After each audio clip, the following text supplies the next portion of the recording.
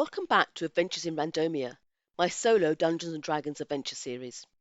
This is episode 16, in which our party investigates a smuggling ring who are shifting more than just the usual contraband. I hope you enjoy it, and please do let me know in the comments. Also, at the end of this video, you'll get the opportunity to choose a new character to join our party.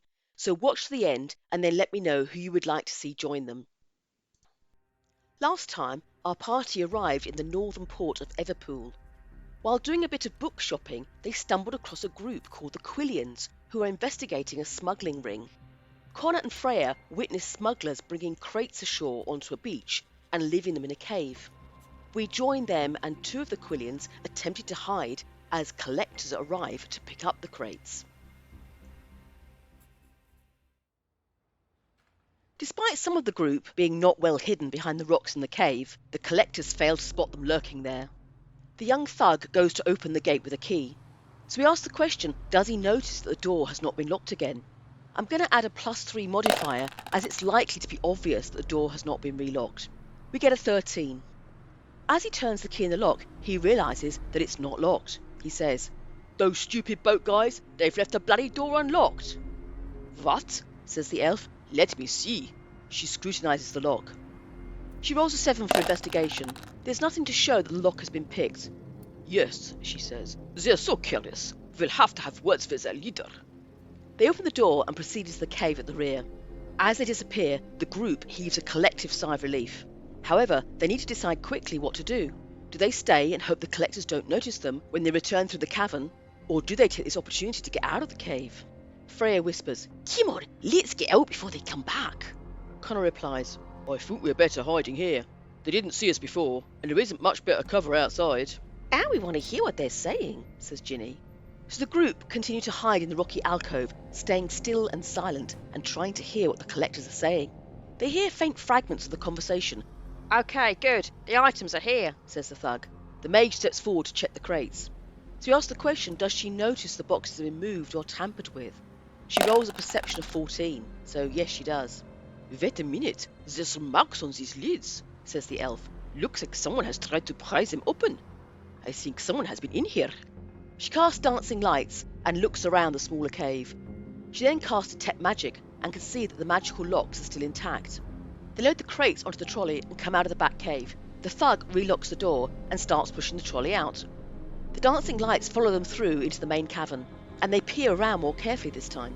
So roll perception again for them. The thug gets 12, the mage gets 21. With the increased light in the cave, the mage immediately spots Wilfred lurking at the edge of the rocky alcove.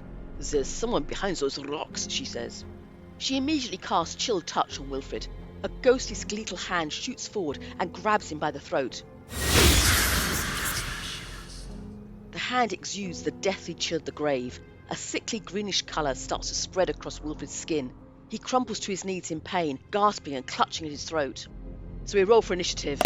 Freya takes the lead. She leaps over Wilfred and rushes out from behind the rocks to engage the mage. "Ginny, you look after Wilfred while me and Connor deal with these two." She goes into a rage as she charges towards the mage, with her great axe held high. She slices the great axe down onto the mage.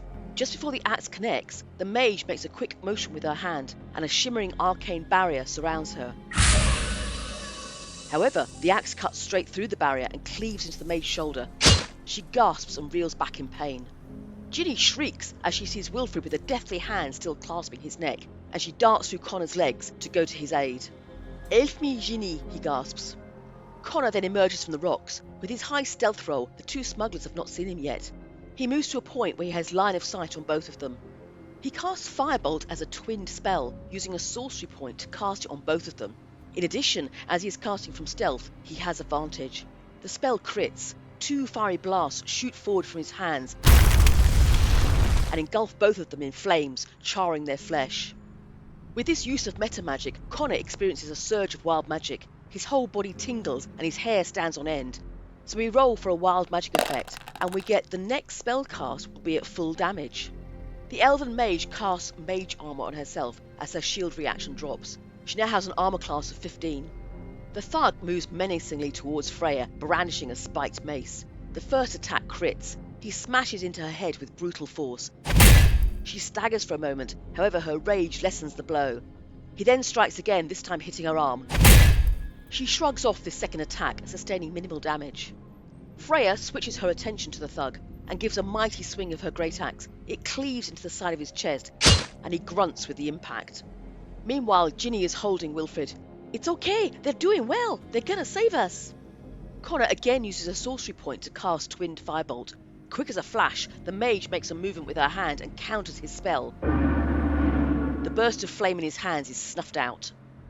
The mage then uses Vampiric Touch. She reaches towards Freya with a shadow-wreathed hand.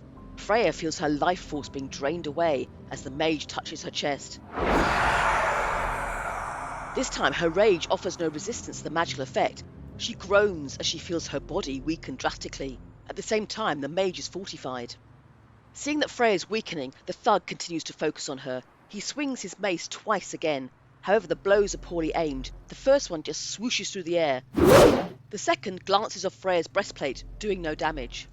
Freya decides to switch to her hand axes to hit both of the smugglers. She strikes at the mage with the first one. However, the mage again reacts quickly and a shimmering arcane shield surrounds her. The axe just bounces harmlessly off the glowing barrier. She then strikes at the thug with her second axe in her offhand. The axe chops into his shoulder. He is looking pretty hurt by now. Connor uses a third sorcery point to cast the Twinned Firebolt. The mage no longer has counterspell available, but her shield repels the attack, the fiery sparks bursting on the outside of the barrier. However, the thug receives the full force of the attack. The flaming blast consumes him, and he slumps to the floor.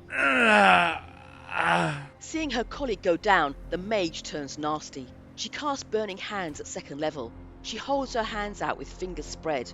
A wave of fire blasts over Freya, Connor, and Wilfred, still sat on the ground behind. Ginny is just beyond the radius of the flames.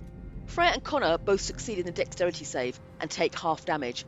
However, Wilfred succumbs to the full force of the fire and keels over onto the floor. Ginny shrieks again, "No, Wilfred! Oh my gods, he's dead!" "No, he's just unconscious right now," says Connor. "See what you can do to revive him."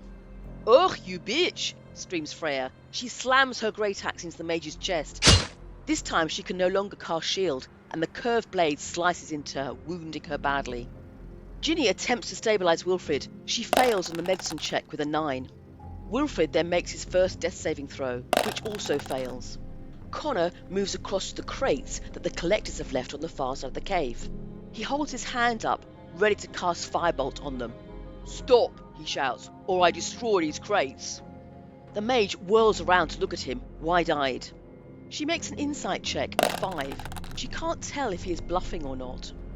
"That would be a very stupid thing to do," she says.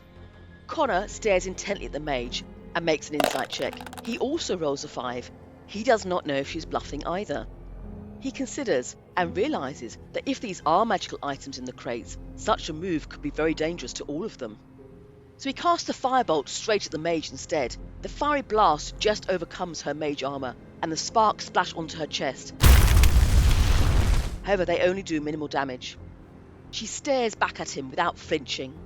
Then she looks over at the position of the crates, and then glances behind her at the cave entrance. She swiftly pulls out a piece of coal and a scrap of fur from her pocket. She holds these as she whispers a few words and casts darkness. A circle of impenetrable darkness drops over the whole group, including the mage, but avoids the crates and the cave entrance behind her. There is a moment of chaos as they are all plunged into the magical darkness. Ginny shrieks again as she clutches Wilfred's body. The mage swiftly runs out of the area of pitch blackness towards the crates at the side of the cave. Freya, hearing the movement, swings her axe as an opportunity attack, but with disadvantage.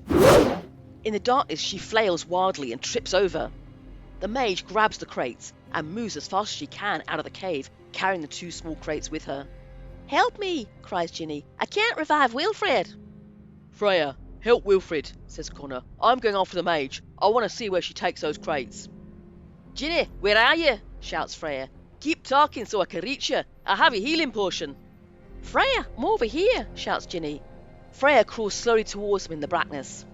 Wilfred makes a second death-saving throw, and this time succeeds. Connor casts invisibility on himself and moves towards where he remembers the crates being located. Suddenly, he emerges out of the complete darkness and into the dim cave.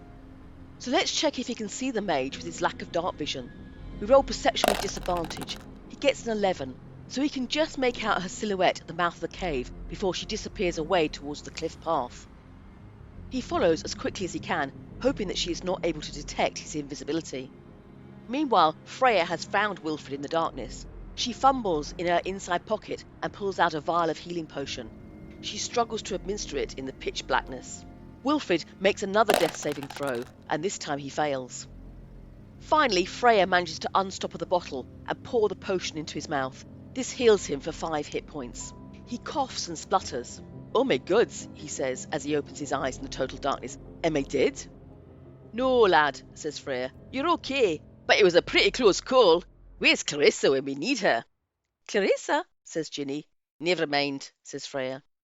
She reaches out and touches the cave wall nearby. "Come on, I think it's this way out of the cave." Back outside, the still invisible Connor is following the mage along the cliff path. We make a weather check and we get a 4. This is a rainstorm.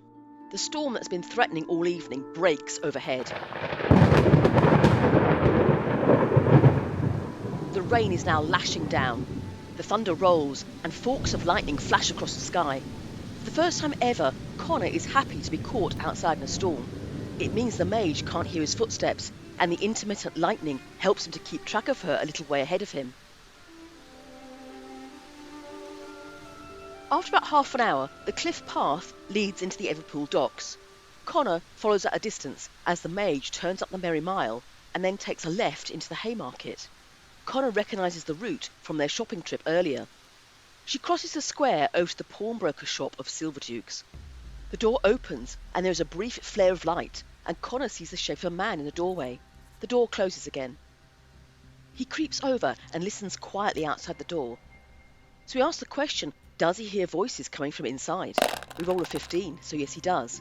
Then we're going to roll keywords to find out what they're saying.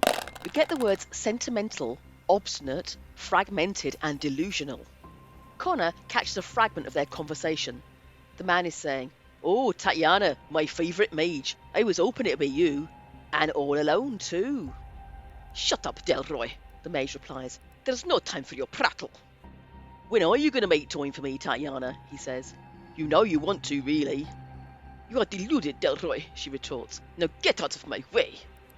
The voices then fade as the couple moves away from the door. Connor tries unlocking the door. He rolls a 9. Whilst he's able to pick the lock, the door now appears barred from the other side. There's no more he can do right now, so he makes his way back to the Everfleet Inn. Meanwhile, the others have just arrived back. Freya runs up the stairs and goes to wake Clarissa, who is mortified to hear that Wilfred almost died without her being there to heal him. "Oh no, how could I have been so stupid and selfish?" she says. "I should have been there." She rushes down the stairs and heals Wilfred back to full health. At this point, Connor arrives and tells them he has tracked the mage to Silverdukes, the pawnbroker shop. Ginny and Wilfred react. "That old place?" "Actually, that makes sense, that it would be a front for a smuggling operation." "It's so seedy, I can't imagine they get many real customers." And they were closed this afternoon too, remembers Clarissa. "Well, let's go back there tomorrow," says Freya, "and see what's up. I need to go and sell my stuff there anyway." They all agree to regroup the next day to go check out Silverdukes. Next morning, our 3 adventurers meet Ginny and Wilfred on the Merry Mile, and the group makes their way across the Haymarket towards Silverdukes. As they approach, Connor slips into a side alley and casts Disguise Self. He is now a perfect copy of the night shift mage. "How do I look?" he asks. "Well, you look amazing," says Freya, "but you'll need to do something about your voice." "Oh yeah, I didn't think of that." "I mean, I didn't think of that." Clarissa winces and hopes the visual disguise will be enough. "Okay, you two go in first and distract the shopkeeper so I can avoid talking too much to him." Clarissa waits outside to keep watch, while Freya and Ginny go into the shop. They push open the creaking, rather grimy door and step into the pawnbroker's dimly lit and cluttered shop. The air is heavy with the musty scent of old books and dusty trinkets. The interior is lined with tall, narrow wooden shelves that bear the weight of an eclectic assortment of items. Tarnished silverware, jewellery and knickknacks of unknown origin are arranged in display cases with cloudy glass windows. The shop owner, a rather ratty-looking half-elf with scraggly blonde hair, looks up with a mix of curiosity and suspicion. He wears a dishevelled vest and a stained apron, and his small shifty eyes observe them closely. "Yeah, what you people want?" says Delroy as they enter. Freya rummages in her bag of holding and pulls out all the art items that she looted from the ruined castle. "What prices will you give me for each of these?" she asks. "Oh, right, you're customers," he says, and he starts perusing the items. After a minute, Connor, disguised as the mage, enters, and Wilfred follows him. Delroy looks up.